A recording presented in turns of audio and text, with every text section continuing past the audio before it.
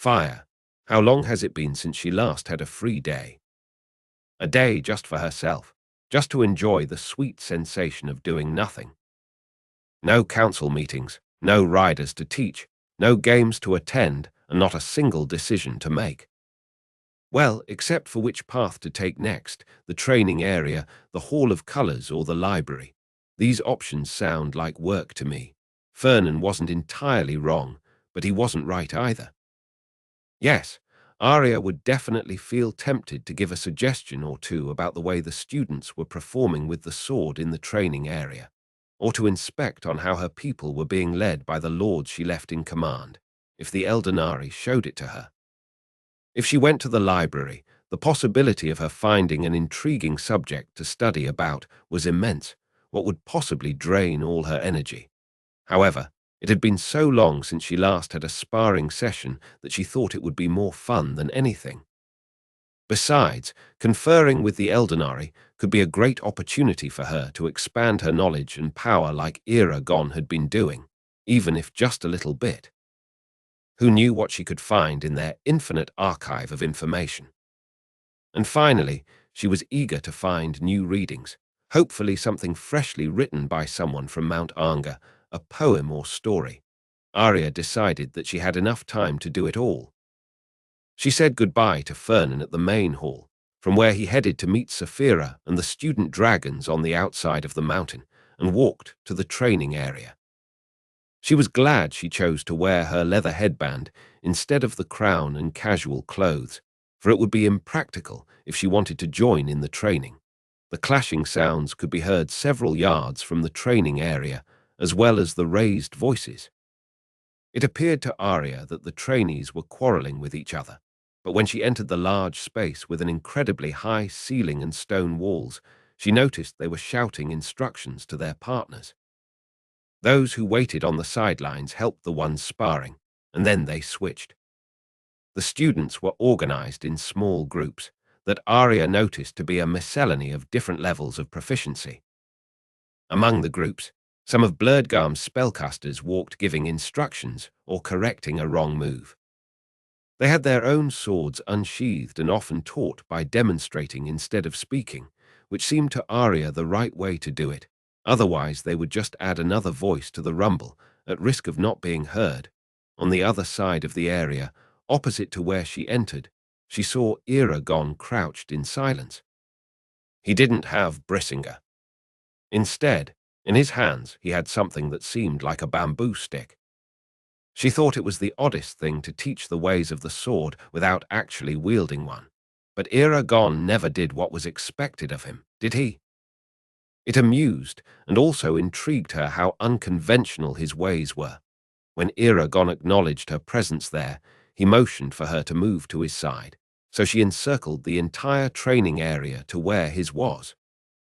Coming closer, she realized it wasn't a bamboo stick that he had in his hands, but 4 thin slats of bamboo held together by 3 leather straps, forming an object similar to a cane. Interesting weapon you have there. She spoke in his native tongue, which surprised him. He then looked to the cane and got up to show her. She grabbed it and twirled it around, noticing it was about the length of Eragon's stretched arm and very light. It's a bamboo bat. Good for adjusting sloppy postures. He gave her a mischievous smile. Arya frowned and returned the bat to him. Do they need much correcting? Well, at least once every minute. Is that much? He was joking. Good. It would be terrible if he was so strict to the point of hurting his pupils. She didn't really think he was. Arya let out her melodious laugh. It's a bit too much, yes. Eragon switched to the ancient language, still holding an expression of good mood. They are good learners. Fast or slow, they learn nonetheless. After all, what kind of teachers we would be if they didn't? Arya nodded, content with his answer. I don't really hit them, you know. He had an amused grin in his face. It only happens when they don't close their guards properly, and the bat goes straight to their faces. But that's not my fault. Arya could imagine Eragon having too much fun with the task of teaching the riders. In moments like these, she could see how much he looked like Brom, the mischievous grin, the sparkling eyes, and the fierce determination. Eragon was born to be a dragon rider like no one else she had ever met, except maybe for his father. And they both also shared the vocation for leading. And trouble. Indeed, his ways of teaching made the student riders turn into good learners, but also good partners and instructors, for they helped each other with great effort. When she mentioned it to Eragon, a spark passed through his eyes, and a big smile illuminated his features. Arya couldn't keep her eyes off of him, for he looked. It's a good idea, don't you think? To make them tutor each other. I always feel that I learn a great deal when I'm teaching. His excited tone appealed to her even more. Yes. It's a brilliant idea. Eragon played with the bat, drawing imaginary patterns on the stone floor while his eyes held hers. It felt to her like 1,000 minutes had passed, but none at all, just for the fact that Arya couldn't find a way out of his warm gaze. He lifted an inquiring brow to her, and a coy grin appeared on his lips. So, what exactly are you doing here?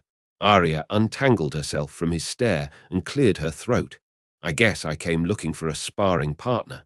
Eragon looked around. Arya realized he was trying to match her with someone there, which felt frustrating to her, for she imagined he would make himself available.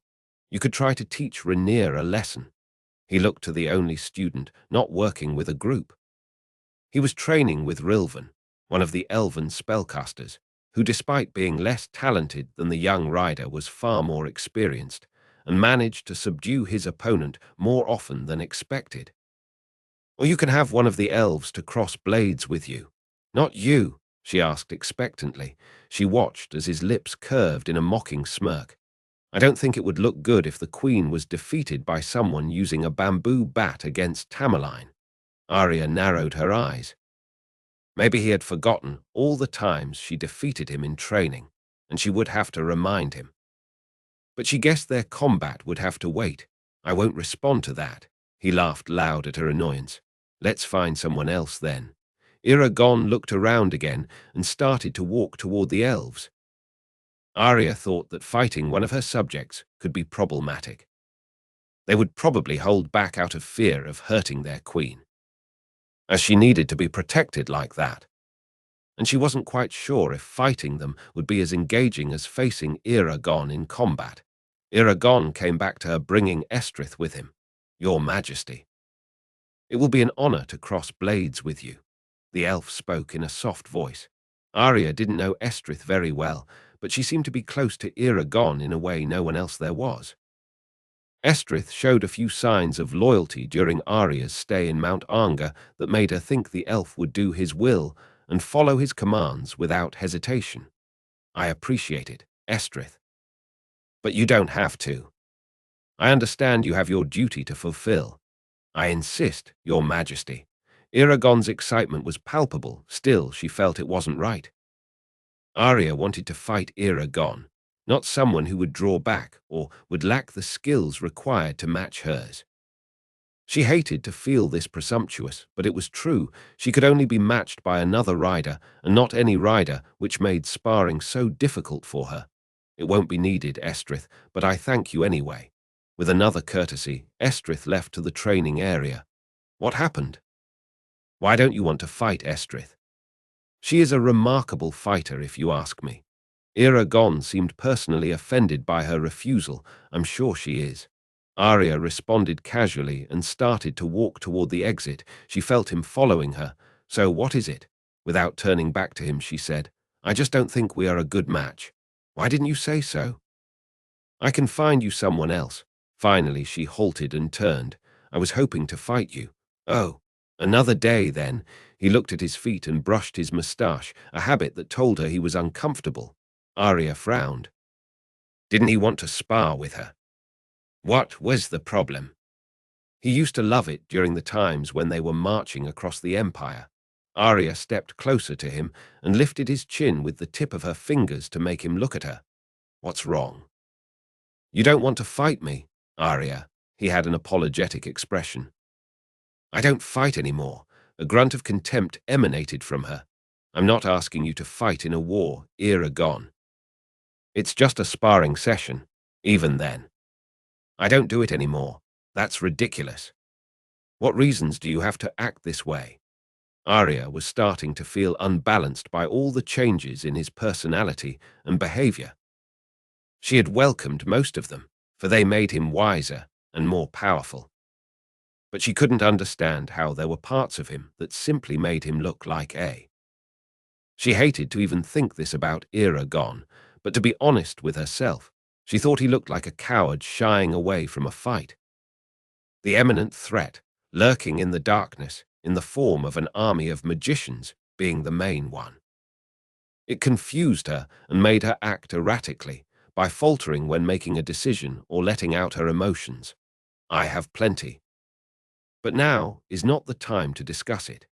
His voice went low, and a dark shadow clouded his earthy eyes. She debated with herself if it was right to speak out loud what she was thinking. He would be hurt, of course, but the truth could open a new path of understanding between them, hopefully. Besides, she wanted to provoke him, make the old Eragon manifest himself, to act out of impulsiveness and tell her what she needed to know. What were his fears and afflictions? I don't know, Eragon. For me, it seems you hiding inside this mountain just turned you into a bureaucrat.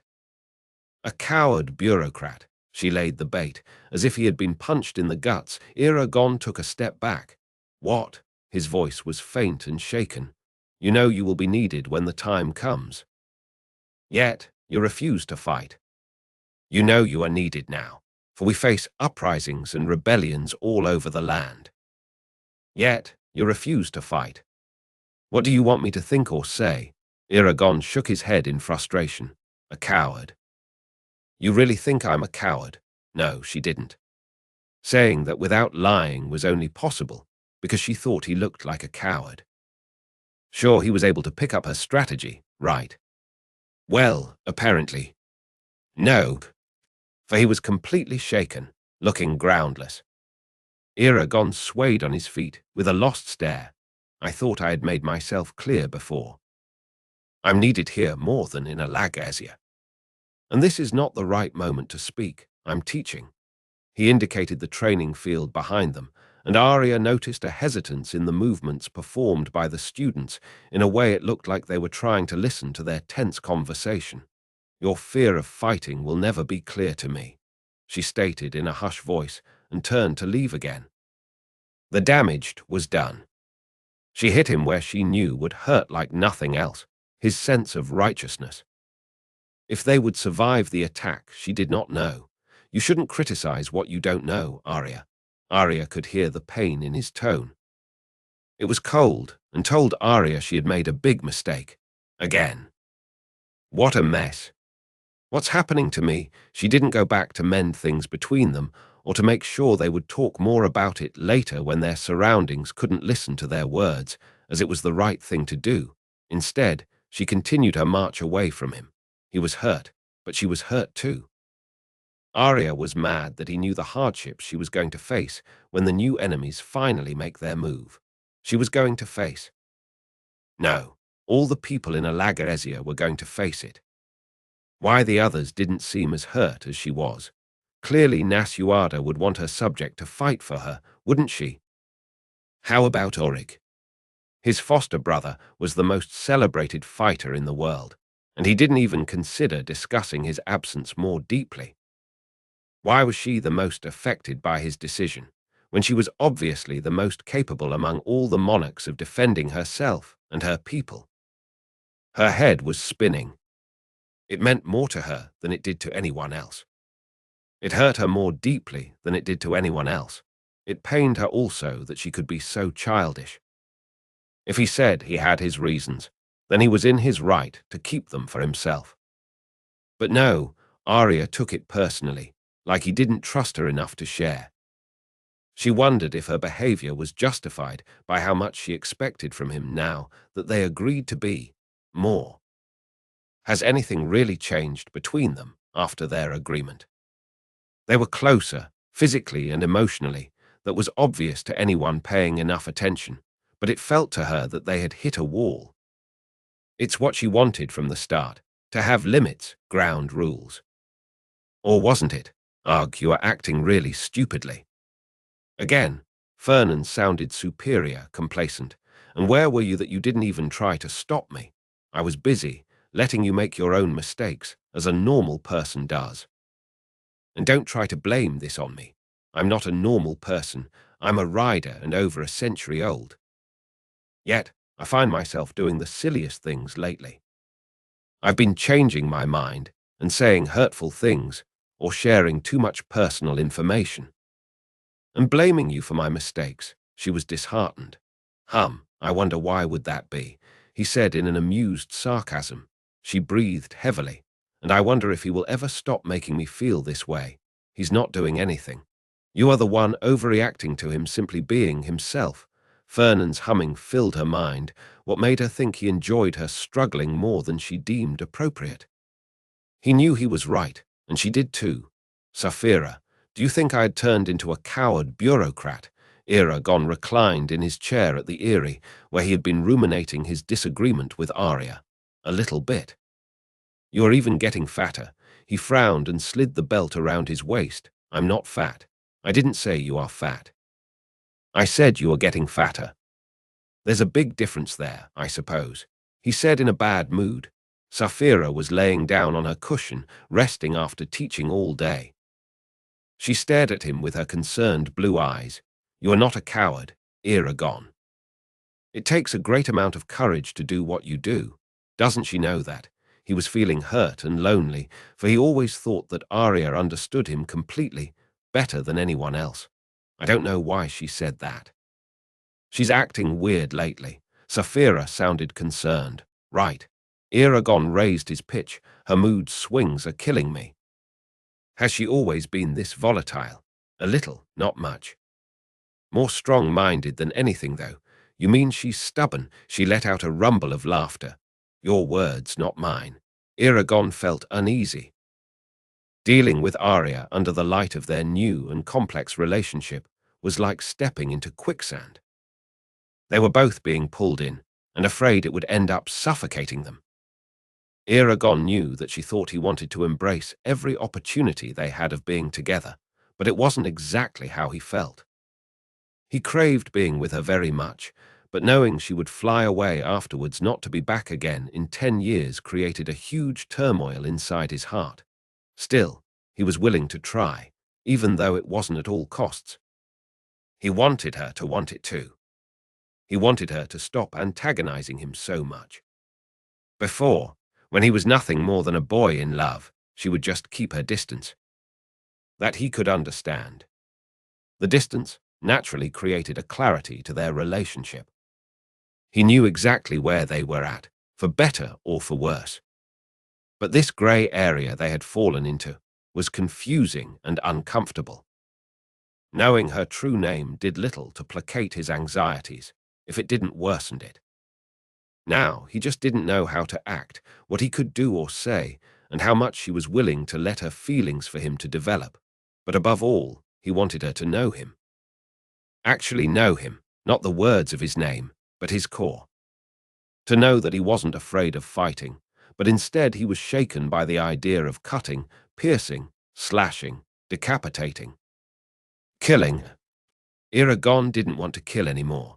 Training with the sword only worked to revive the disgust he felt about himself and his horrible acts during the war. Could Arya ever understand that about him? There were hints of it in his name that she successfully guessed, but she should see it all, not only crumbs. How will she know that if you don't tell her? I wanted to, but that wasn't the place to do so. Something tells me you would not have shared that with her, even if you were somewhere else. Wait. I know what tells me that. It's your mind. I'm right inside of it. How curious, he grunted. How joyous must it be to judge and mock your partner's feelings. His sarcasm was a mix of reprimand and hurt. She didn't respond.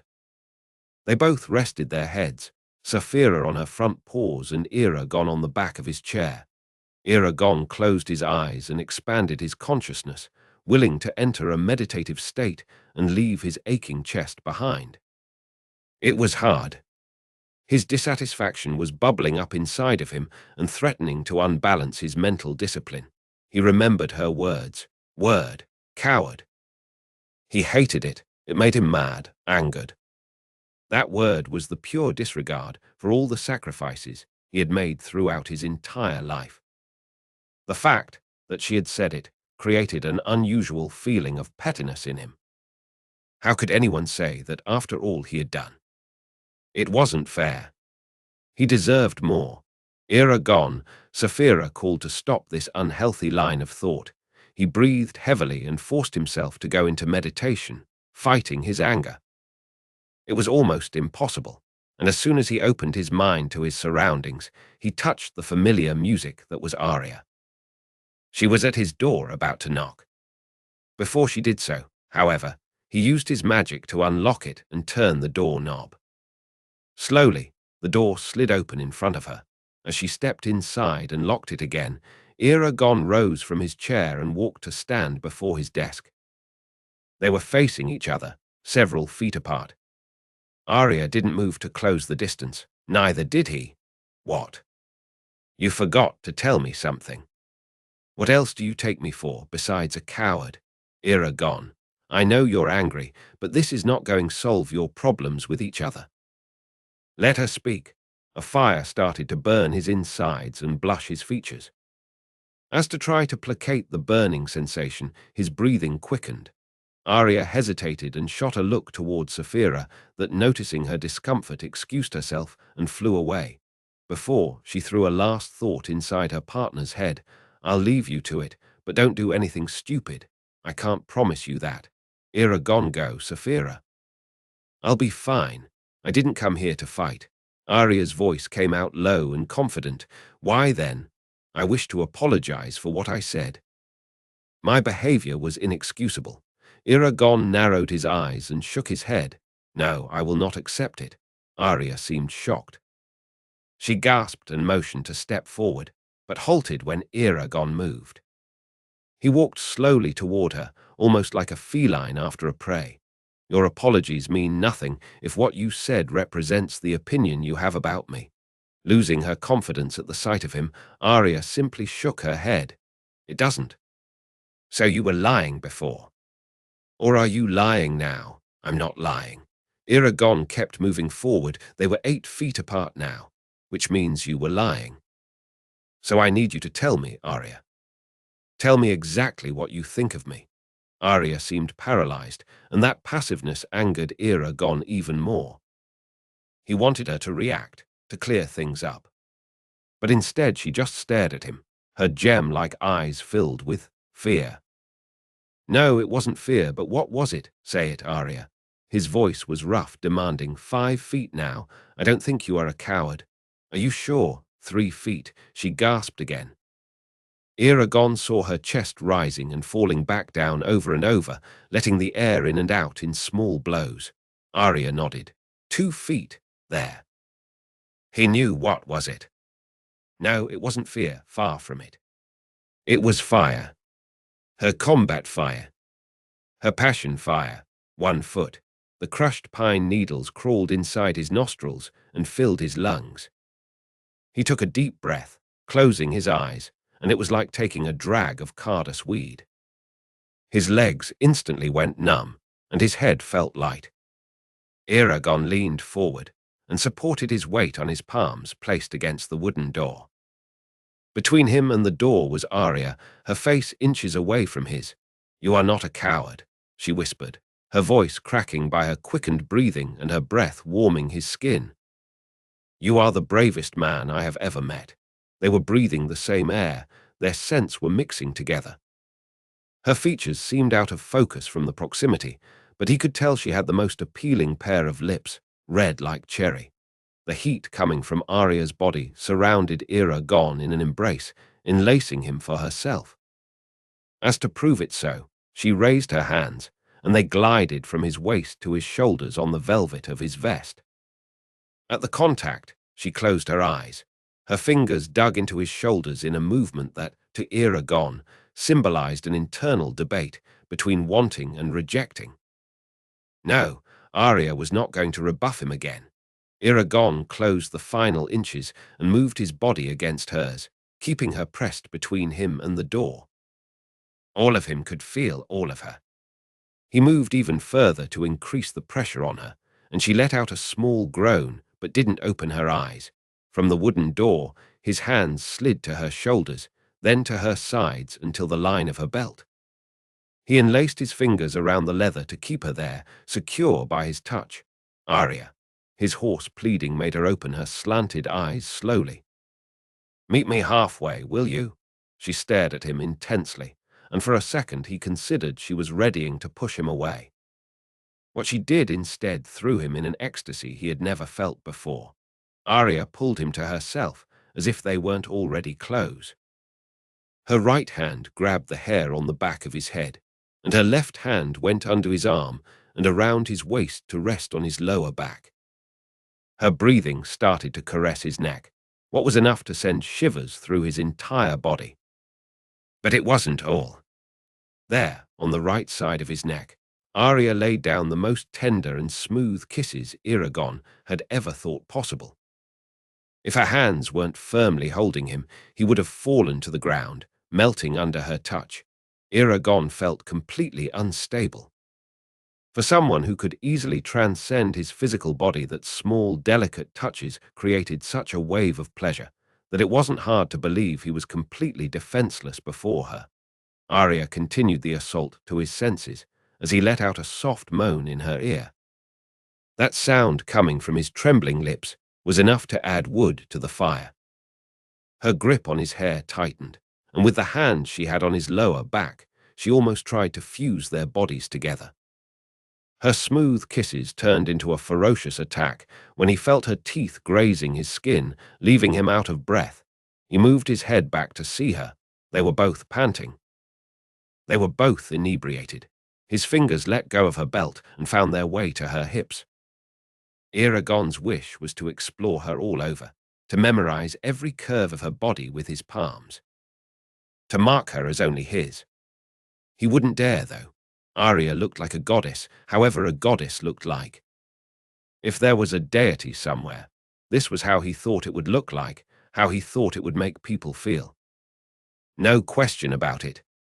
Her incredible green eyes, angled in perfection to match her high cheekbones. Her lips so alluring.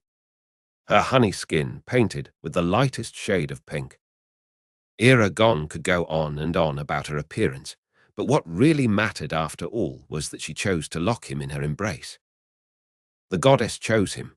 Again, Arya took the lead. With both her hands on the back of his neck, she pulled Eragon to her one more time and captured his lips with hers. It was fast, and soon it was over. Eragon didn't have time to react, because she did it again. And once more. And again, as if she was taking small sips of a beverage too hot to drink in one gulp. On the fourth time, however, she pressed their lips together and kept them there, breathing heavily. Finally, Eragon felt her relaxing inside his arms and her lips parting against his. He was complete.